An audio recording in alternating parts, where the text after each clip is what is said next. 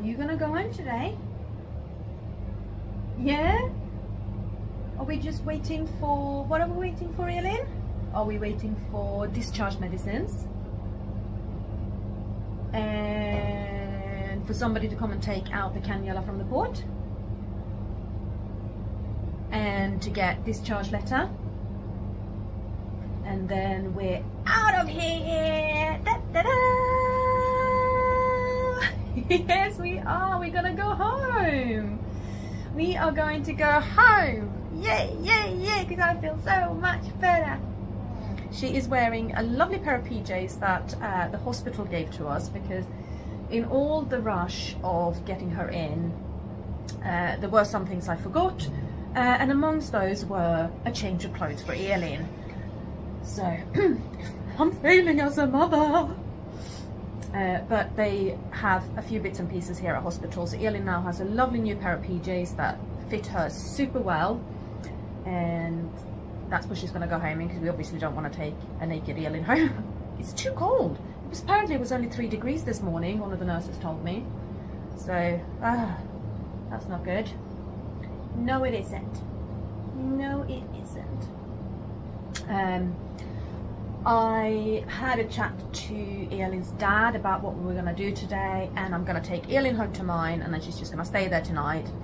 And I need to speak to him about what happens for the rest of the weekend, because I'm supposed to work. It's Friday today, I'm supposed to work on Sunday, and I did have some plans for tomorrow evening, but we're going to have to see if I'm cancelling those plans or not. Something that happened this morning, basically I am going to be a guest on a podcast called the Dr. Louise Newson podcast. Dr. Louise Newson is a very well-known menopause doctor, and she's absolutely brilliant, and her podcast is so informative, and it's fact-based. And one of the things that she does, which I absolutely love about her, is she really gives a voice to everybody, and I mean everybody. And she thinks it's so important to bring these voices out, that, you know, if you don't have these experiences yourself, how are you going to know about them? So she speaks to she speaks to people of a variety of communities, not just, you know, your average middle-class white woman, but she speaks to absolutely everybody. And she's done a podcast episode with a woman with learning disabilities, and she's done a podcast episode with a woman with physical disabilities. And so I contacted her and I said, would you like to speak to a special needs mum? And we tried to record it this morning, but sadly the NHS Wi-Fi wasn't up to scratch, so we've had to reschedule. I tried. No, but and we've rescheduled for only a couple of days time, so it's not a big delay, and we are going to record it, and I'm super excited about it. And maybe actually doing it in a couple of days time will be better, because I am probably not going to have any children that I'm looking after at home as we're recording it. But yeah, apart from that, I was supposed to be working today, but I'm obviously not. Very obvious reasons. So here is my little goblin. No, it's not. Here's my little monkey, my little rat bag. So as you can see, she has still got a cannula in her port, and that needs to come out. Yeah, these clips are actually meant to be down flat, but I think the nurse who put the cannula in at A&E, he just wanted the cannula in and get her onto medicines as quickly as possible.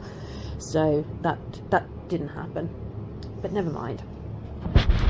We have got the pump running with a feed called Peptisorb, and Peptisorb is a sort of pre-digested formula, so Elin tolerates that pretty well actually. She doesn't tolerate a lot of formulas. It's only 1 calorie per milliliter, so it's not really a kind of everyday feed, but for when we're bringing her back up to feeds after she's been poorly, it's a great one. Do you want to tell the vlog where we are?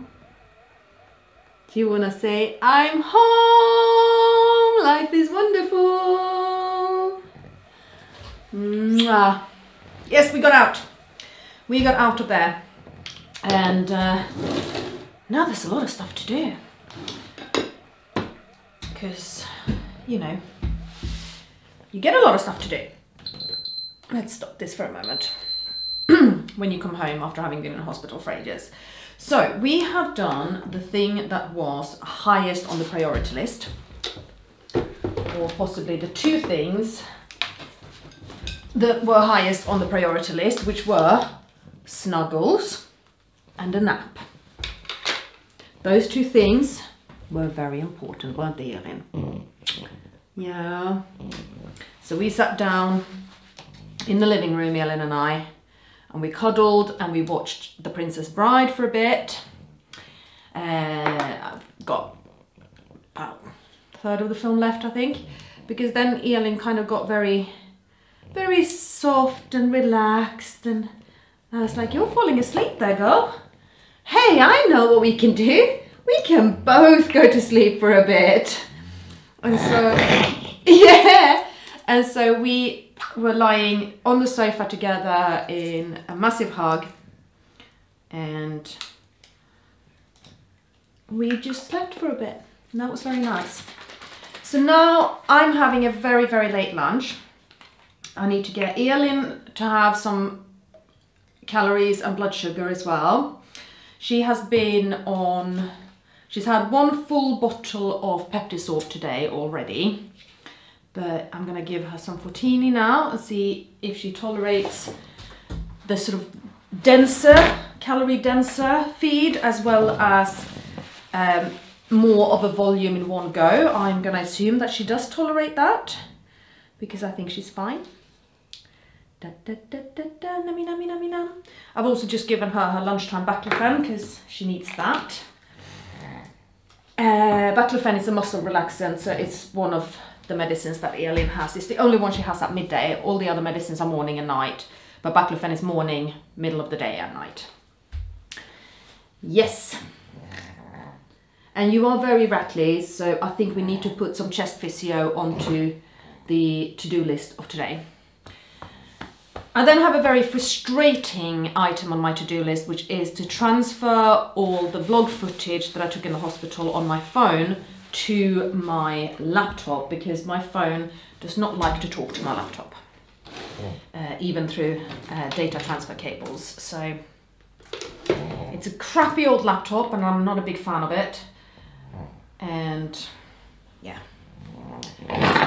Yeah. And then when we have eaten, we're gonna have more things to do, aren't we? So I think for now we are just going to enjoy possibly the rest of Princess Bride whilst we're eating and my data is transferring.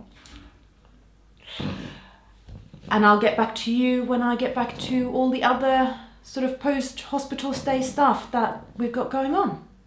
I'm doing that multitasking thing again. I've got Elin sitting in the room next to me, so I'm keeping an eye on her, and she's just had a bit of Fortini again, just to get some more calories and blood sugar into her. I am cooking for us because, well, I need dinner, and I thought it would be nice for Elin's tummy to get some actual real food to work with. But I'm also washing up all of the hospital syringes. I tend to take the syringes we use in hospital because, well, for one, they have the 10 milliliter syringes there, and we don't get those at home, and they're actually my favourite size, and so I need to make sure that I clean those. I have not unpacked, not done any laundry. Those are things that kind of need to happen after hospital as well, but you see, there's this thing with me that whilst Elin is sick and she's in hospital, I am Superwoman. I know exactly what medicine she had last and when and how much, and when the next one's due. I know the next steps to take in terms of treating her. I know all about her seizures. Like, I can rattle off any information about her by heart. I can tell them what reaction she's had to what medicine and when. And then once she is well and we are out of hospital, my brain trickles out of my ears and I don't function anymore. Now, partly this is obviously fatigue, because, you know, you don't sleep very well. But I've said this before, and I really hold this to be true. Partly it is a PTSD reaction.